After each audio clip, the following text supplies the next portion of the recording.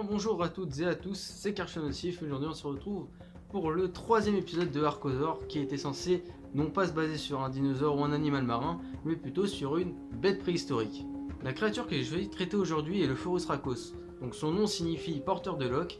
Il a vécu au Miocène, c'est-à-dire il y a environ 20 millions d'années. Cet oiseau fait partie de la famille des Phorusrhacos longissimus.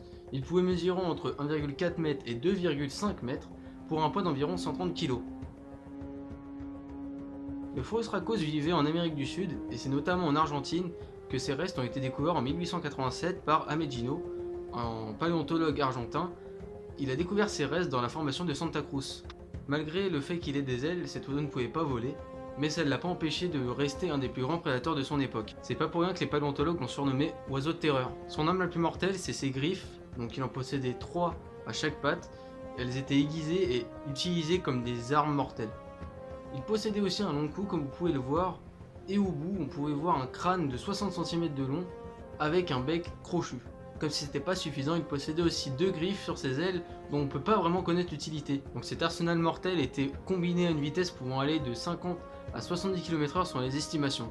Attention, prenez ces informations avec des pincettes comme toujours, ce ne sont que des estimations. Malgré cet arsenal, les paléontologues penchent plutôt pour une créature charognard. Attention, ça ne voulait pas dire qu'il ne chassait pas, et justement il existe 2 hypothèses sur ses méthodes de chasse. Tout d'abord, il utiliserait son bec pour briser les os de ses victimes et ensuite les dévorer. Numéro 2, il utilisait son bec pour infliger de profondes blessures à ses victimes, ou alors il pouvait aussi utiliser ses griffes, qu'on a pu voir notamment au bout de ses pattes. De nombreux oiseaux actuels utilisent leur bec pour achever leurs victimes. C'est notamment grâce à ça qu'on a pu estimer la méthode de chasse du Phorusrhacos. Donc cette méthode qui permet de relier un animal actuel à un animal disparu s'appelle l'actualisme.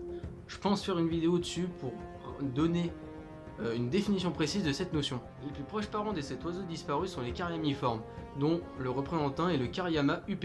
Petit aparté sur la possible rencontre entre le Smilodon populator et le Phorusrhacos. Pour cela, je vais m'appuyer sur l'article de monsieur V. Battaglia sur le site Dinosauria. Je vais donc vous répondre tout de suite, non. Ces deux animaux ne se sont jamais rencontrés. Pour vérifier ça, on va se baser sur les dates des deux créatures. Le Phorusrhacos a vécu au Miocène, c'est-à-dire il y a entre 20 millions d'années et 10 millions d'années. Le Smilodon populator lui a vécu plutôt entre 2,5 millions d'années et 10 000 ans. On peut voir que les dates ne coïncident pas. En revanche, il existe un membre de la famille des Phorusrhacidae qui a vécu en même temps que le Smilodon populator. C'est le Titanis. Attention cependant, ne faites pas cette erreur, le Titanis n'est pas un descendant du Phorusrhacos, mais bien un proche parent qui a vécu des millions d'années après notre oiseau de terreur.